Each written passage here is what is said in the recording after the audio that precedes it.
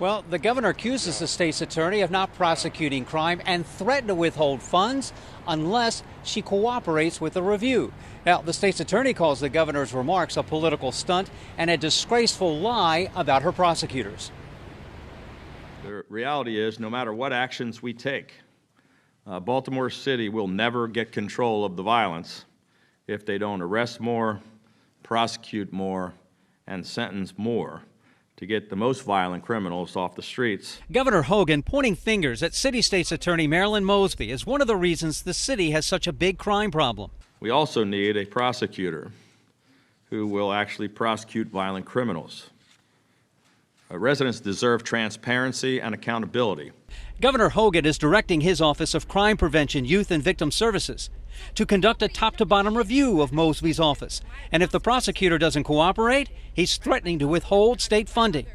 Since taking office in 2015, Mosby has gotten a total of $27 million, mostly in grants. All of that state funding will remain pending and under review until that office provides complete data regarding the number of cases they have chosen not to prosecute and why, the number of cases pled down to lesser charges, and the number of violent offenders who were given plea deals.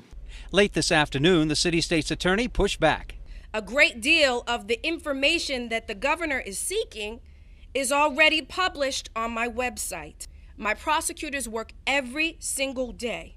And for the governor to come out today and say that my prosecutors, they don't do their jobs, that they don't prosecute violent criminals, that they don't sweat blood and tears for the safety of everyone in this city is a disgraceful lie.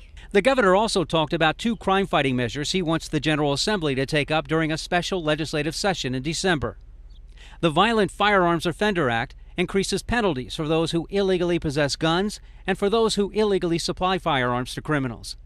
The Judicial Transparency Act will track and publish detailed information on the sentences that are handed down by judges. The governor wants to meet with Mayor Brandon Scott to talk about crime. When asked about the governor's plan today, the mayor pushed back. I can see the progress every day. I know that we have a long way to go. I'm not happy, but I want to also say that that includes the governor. The city state's attorney takes issue with the governor's views on her prosecution policies. She would like to meet with him to set the record straight. Meanwhile, the governor hopes to meet with the mayor to talk about crime within the next couple of weeks. Reporting live from downtown, David Collins, WBAL TV 11 News. Hi, Colin. Thank you. Well, we're seeing an increase in violent crime in other jurisdictions this year as well. The Baltimore County Police Department tells the 11 News I-Team there's a 69% increase in homicides this year compared to this date last year. In real numbers, at this point last year, there were 29 homicides. So far this year, there were at 49. There's also an increase in non-fatal shootings and rapes year to year.